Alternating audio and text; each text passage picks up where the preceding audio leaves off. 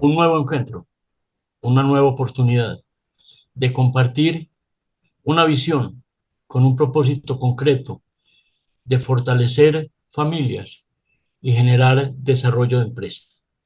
Hoy hacemos un alto en el camino en la metodología y tenemos un invitado de lujo, Luis Julián Salas Rodas, ignaciano, sociólogo de profesión. Enseguida nos va a contar un poco quién es él para que hablemos sobre la evolución y el valor del concepto de la familia. Luis Julián, un gusto Eh, tenerte. Aurelio, Eduardo, compañero de pupitre y gran amigo de la vida, un placer y un honor que me haces estar aquí compartiendo contigo y con tus público sobre temas que me apasionan, que son los temas de familia, de niñez y todo lo que tiene que ver con lo social. Muy bien. No sé qué si quieres que me presente o qué. Claro, por favor, preséntate para que las Bueno, personas te conozcan yo más. soy egresado del Colegio San Ignacio Loyola. Estudié sociología en la Universidad Pontificia Bolivariana. Hice mi especialización y mi magíster en ciencias sociales en la Universidad de Antioquia. Hice también una maestría en educación, opción desarrollo social en la Universidad París 12.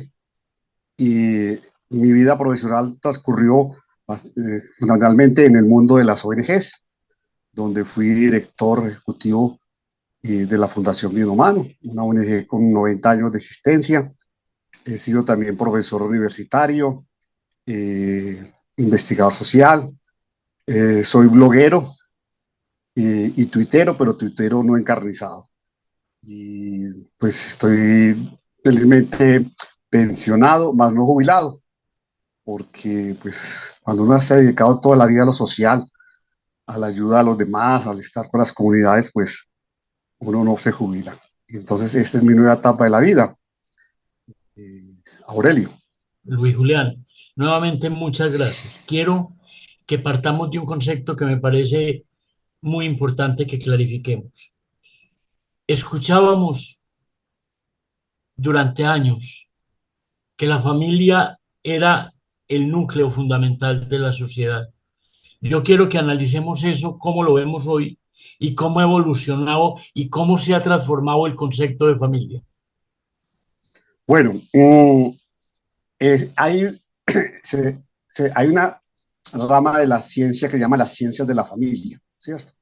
Como el objeto de estudio sea las familias.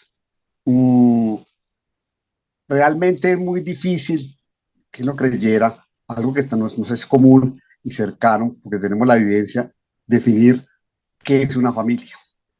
Sobre eso existen muchas concepciones, desde muchas ideologías, desde muchas perspectivas.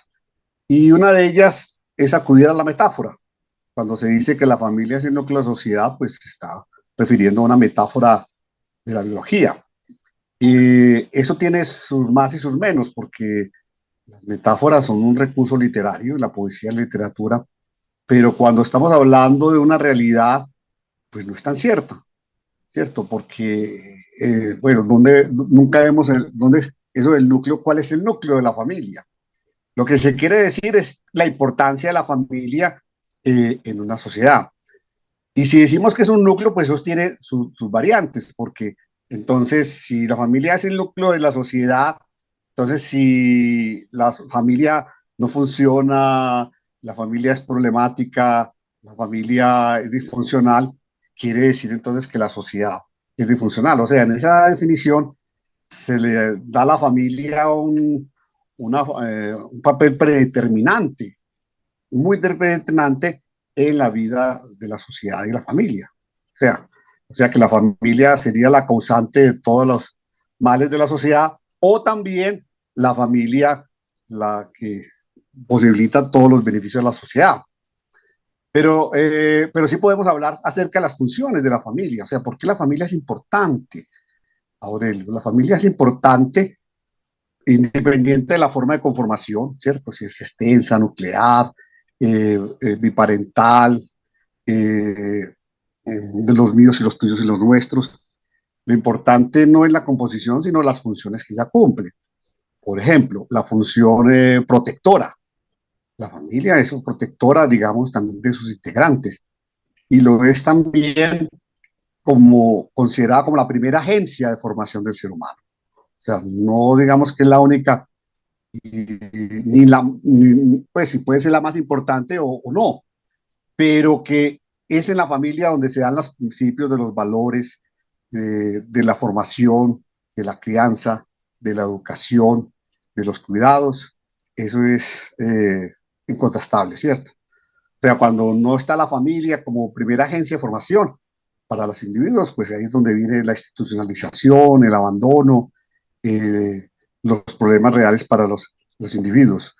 La familia también tiene esa función cuidadora, y lo vimos más que todo en la pandemia, Aurelio, porque antes de que llegaran las vacunas, pues el Estado y la sociedad acudió a la familia porque tuvimos que confinarnos en nuestras casas, en nuestros hogares, para salvar la vida, con los riesgos que eso trajo después, porque vimos que ese encierro prolongado también trajo dificultades de salud mental y de relaciones. Pero fue la familia ahí, Aurelio, digamos, la salvación, porque si no hubiese confinamiento en nuestros hogares, muy difícil. Y las personas que no pudieron hacer el confinamiento o que tenían que salir de sus casas a la sobrevivencia, pues las dificultades que tenían. Entonces la familia, digamos, no va a desaparecer. No creo que pueda desaparecer. Cambia, porque si la sociedad cambia, la familia también cambia, ¿cierto? La familia no es impermeable a los cambios. Pero desde que Julián, las familias sigan cumpliendo perdóname, sus funciones, es importante. Sí, Aurelio. te interrumpo un momento, porque creo que nos has hecho un viaje interesante y quiero agregar algo que me gustaría ver y que compartieras tu enfoque. Ser familia no implica unanimismo, no implica ser iguales. ¿Cómo consolidar ese concepto de familia a partir de las diferencias? Bueno, ese es un punto muy importante, porque en la familia, digamos que hay dos tipos de derechos. Están los derechos humanos, reconocidos por la Declaración Universal de los Derechos Humanos de las Naciones Unidas de 1948. Entonces sabemos que los niños, las niñas, los adolescentes, las personas mayores, las mujeres, las personas en situación de discapacidad, tienen derechos humanos, porque los derechos humanos son universales y están protegidos por la Constitución y por las leyes. Pero fuera de esos derechos individuales, de Aurelio, de cada uno de sus integrantes, existe un concepto nuevo que es el de la familia como un sujeto colectivo de derechos y obligaciones. Quiere decir que mientras las personas, estos integrantes, convivan en la familia como proyecto de vida individual, hay también un proyecto colectivo que lo da la vida en familia, la convivencia en familia, ¿cierto? La comunicación, la protección, el afecto, la compañía. Entonces, lo ideal es que haya una unidad entre la persona y la familia. Cuando no existe esa unidad y si existen conflictos, los conflictos se pueden ser reales. Por ejemplo, cuando no se respeta, cuando la familia no respeta el proyecto de vida individual de unos integrantes, porque ese integrante tiene una orientación, una identidad sexual distinta, porque elige una profesión, un oficio diferente, y entonces la familia lo rechaza, eso es una dificultad, ¿cierto? Pero también cuando la persona también no respeta, cuando vive en familia, no respeta esos valores, unas reglas, unas normas, también entra en conflicto. Entonces, lo ideal es que ambos derechos, tanto el derecho individual de cada uno de los integrantes, el proyecto de vida individual, como los derechos colectivos y el proyecto de vida de la familia como tal, puedan convivir. Lo ideal sea en armonía, pero también existe el conflicto, como toda relación humana. Lo importante del conflicto es cómo Es se resuelve. manejarlo. Sí, Hay pero algo, entonces la familia tiene una doble cara. Puede ser una familia protectora de los integrantes o un espacio destructora de esos integrantes. Ambas cosas pueden darse al mismo tiempo, ¿cierto? para bien o para mal. Digamos Julián, que entre un el alto, infierno y por el favor. paraíso hay matices. Sí, Aurelio. Discúlpame. Utilizaste ahora un concepto que no quiero que lo pasemos por alto. Hablaste de valores, entendiendo las diferencias, entendiendo la evolución del concepto. ¿Cuáles serían esos valores que aglutinan familia, que consolidan familia y, si se quiere, sé que es imposible utilizar la expresión, que blindan la unidad familiar? Mire, inclusive la Corte Constitucional de Colombia, a partir de la Constitución, desde el año 91, ha realizado más de casi 20 sentencias, jurisprudencias frente a la familia. Y desde el punto de vista jurídico hay definiciones de la familia desde la Corte Constitucional, desde el Consejo de Estado y la Corte Suprema de Justicia, que son nuestros tres tribunales altos en el país. En esas definiciones, como dicen los abogados taxativas, se dice que la familia no solamente lo conforman las uniones de sangre o afinidad, sino que hay valores como el respeto, la solidaridad, la cooperación, la ayuda mutua, el afecto, que son los que conforman, digamos, una familia. Entonces, esos valores son comunes a todo tipo de familia, inclusive a las parejas del mismo sexo, y eso fue una de las razones por la cual la Corte Constitucional reconoció a la familia de parejas del mismo sexo como familia. Entonces, básico, creo yo, fundamental, el afecto, ¿cierto? Que exista el afecto, el cariño, el amor, que es lo que propicia el encuentro, el estar juntos. Pero fuera de ese sentimiento del afecto, del apego, del vínculo afectivo, está también otros valores, ¿cierto? Como el respeto. Recordemos que el respeto a la dignidad humana, ese es el valor fundante de los derechos humanos universales. O sea, ¿qué es la dignidad humana? La valoración propia que tengo de mí y la valoración que los demás tienen de mí simplemente por ser humano. Entonces, cuando en una familia por la convivencia estrecha se pierde el respeto, vienen los problemas de los conflictos, de la agresividad, de la intolerancia, pues que son los factores que van a destruir, digamos, en una familia. Y también hay un asunto importante que es el de las responsabilidades, porque siempre en este discurso, Aurelio, de los derechos, tendemos a hacer mucho énfasis en el derecho, pero con las responsabilidades. Y la familia también tiene que educar en las responsabilidades, porque a cada derecho otorgado tiene una responsabilidad. Entonces, no dice, un Hablemos niño de de la 4 años, ¿qué comunicación, Luis responsabilidades Julián. tiene? Sí, porque las responsabilidades son de acuerdo a las capacidades. Por ejemplo, el niño tiene derecho a la lúdica, a la diversión, al juego. Bueno, y los padres le dan los juguetes.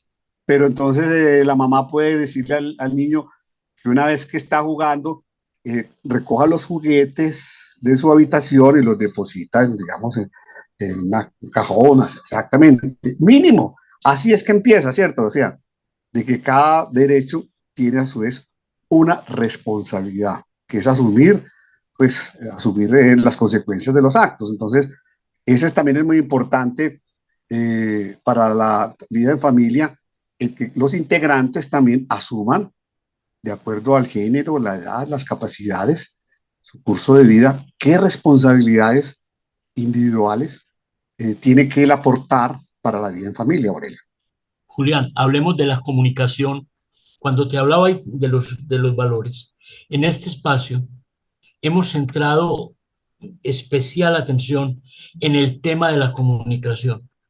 Y a través de mi vida profesional he visto que muchas empresas y familias se fracturan porque no logramos homologar la comunicación, porque cada uno se coloca desde sus propias verdades y no unificamos un propósito y logramos alumbrar ese propósito. Hablemos de familia y comunicación. Bueno, la comunicación como el afecto, ese es el pegamento. Y hay un principio en la comunicación aceptado que es, en las relaciones humanas es imposible no comunicarse. Es decir, ¿cómo así? Sí, es que el silencio ya implica comunicación. O sea, en los seres humanos es imposible no comunicarse. Partamos de ahí. El asunto es qué se comunica, cómo se comunica y para qué nos comunicamos. Entonces, la comunicación, a través de la comunicación, que no solamente lo verbal, Aurelio, sino que la comunicación también es visual, gestual, corporal, es la palabra escrita, es la palabra oral, es la mirada. Entonces, eh, eso es indispensable, ¿cierto? Para la vida en familia. O sea, no hay peor asunto también en las familias cuando, que lo vemos y es un asunto desafortunado, cuando dos hermanos dejan de hablarse por cualquier disputa, a veces baladí, y conviven bajo el mismo techo y no se dirigen la palabra, ¿cierto? No se hablan, pero se comunican. O sea, comunican su resentimiento, su odio, por decir así, su rencor, y eso afecta, digamos, todas las relaciones. Muy importante en la familia es también no solo lo que se dice, sino el tono en la comunicación, ¿cierto? Porque como la familia es un espacio de las vivencias emocionales, ¿cierto? Que están a flor de piel, la ira, la alegría, la tristeza, entonces lo emocional, en un espacio, digamos, de convivencia reducido como es una casa, un apartamento, está a flor de piel. Y las respuestas emocionales, que es una emoción, es una respuesta espontánea, digamos, ante una situación, un hecho.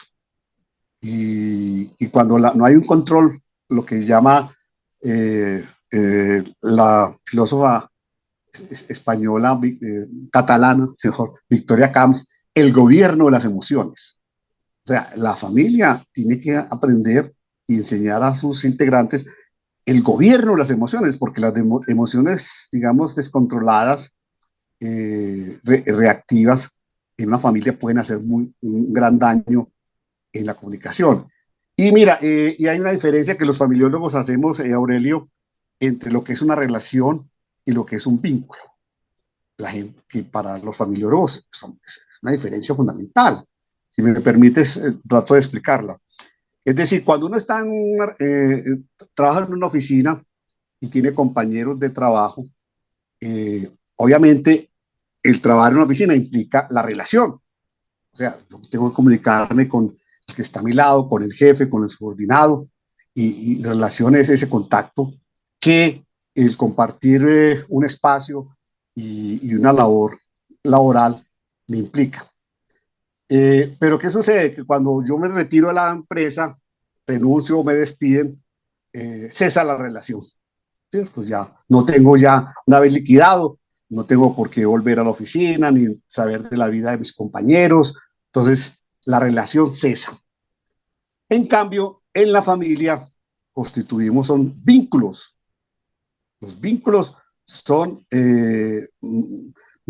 como, permítame la repetición, los vínculos son vinculantes, los vínculos son los Perdurables, amarres que nos perdurables. hacen no solamente por la sangre, la consanguinidad, el afecto y el parentesco, sino porque hacemos, al tener unos apellidos, nos vinculamos a una familia. Entonces los Julián, vínculos, sí, podríamos afirmar, yo tengo la certeza, pero quiero que tú la enriquezcas con tu claridad y con tus conocimientos y tu experiencia de vida. Yo afirmo que el rencor es un francotirador de la unidad y de la relación familiar, de la perdurabilidad de la familia y por ende del efecto que tenga la familia en la vida de la organización. sí, es que el rencor es una emoción negativa y es una emoción que autodestructiva, porque el rencor genera, es decir, el rencor empieza a ocupar toda la actividad neuronal del cerebro y la vida, entonces la mente empieza a exacerbar el rencor, o sea, el rencor es una fuerza negativa, autodestructiva, que con el paso del tiempo se acumula, o sea, el rencor es algo que no es estático, porque cualquier asunto adicional aumenta el rencor. Entonces el rencor es destructivo de la personalidad, eh, afecta toda la relación, la comunicación, hace infeliz a la persona, o sea, la persona que guarda rencores guarda sufrimientos. Y ya sabemos que los sufrimientos prolongados pueden generar estados emocionales, no solo enfermedades mentales, sino el mismo cáncer, ¿cierto? Personas que están, porque el rencor es, por querer hacer el sufrimiento al otro, se hace más sufrimiento al mismo. Por uno eso, mismo. esa emoción, precisamente el rencor, debe ser tratada, ¿cierto? O sea, para eso Muy bien. existe el perdón, cuando es posible, el acercamiento. Y lo más difícil, antes que el perdón en toda relación, es el olvido, porque las personas que son rencorosas, como se dice, siempre están trayendo a colación situaciones del pasado. O sea, la sanación implica ese acto de contrición, como decíamos en la iglesia, de contrición y propósito de enmienda, de dejar el rencor, porque el rencor después lleva también a la venganza, y la venganza también es destructiva porque puede llegar a atentados a la integridad personal. Entonces eso es muy importante precisamente, y por eso, por eso hablo cuando existen familias que generan el rencor, por eso afirmo que son familias no protectoras, sino familias destructoras. Ya. Entonces, Luis esa Julián, es una vamos, emoción que, pues, muy perniciosa, y no solamente, como tú lo dices, en el hogar, sino también en la familia, las amistades, ¿cierto? ¿Cuántas amistades por cualquier diferencia, concepto genera un malentendido y ese malentendido lleva al rencor? bueno, Pues, hay un rencor que dime. no vamos a poder solucionar el día de hoy y es el rencor con la mezquindad del tiempo. Por hoy, Sí, ese rencor al tiempo no le vamos a perdonar que sí, sea en ese sentido. Por hoy tenemos que dejar en este punto con el compromiso con nuestros amigos que vamos a seguir profundizando la verdad con una autoridad en el tema, con un ser humano apasionante como Luis Julián Salas Rodas, en ese elemento que hemos hablado constantemente en nuestros encuentros, empresa, familia y propiedad. Pues hoy tuvimos la oportunidad de ir adentrándonos en conceptos que permiten que visualicemos a la familia. Yo sigo utilizando la metáfora de núcleo fundamental de la sociedad, pilar fundamental de la sociedad y la verdadera dinamizadora del concepto de la empresa. Julián, despidámonos por el día de hoy con una frase final de tu parte. no, yo lo que creo es que, es decir, la vida en familia, cuando la vida en familia se basa en la unidad, en la diversidad, es fuente de felicidad, de bienestar, de desarrollo, de alegría. Y que debemos trabajar, pues los que creemos que la familia es importante, eh, es una construcción permanente y colectiva. O sea, las familias armónicas no vienen por herencia, sino que es una construcción Se del día a construye, día y no es una permanente. herencia. No es una herencia, ¿cierto? Creo que es Y la mejor forma, perdón, sí, es la mejor sí. forma de que cerremos nuestro encuentro de hoy y dejemos, como decimos coloquialmente, antojados para nuestro nuevo encuentro. Julián, muchas Aurelio, gracias. siempre a tus gratas órdenes, un placer y un honor, y cuando creas menester mi participación, siempre estaré atento y gustoso de estar con tu espacio y poder pues trabajar estos temas que han sido la pasión y siguen siendo la pasión, que es una emoción también muy importante de mi vida. Gracias, Aurelio. Muchas gracias.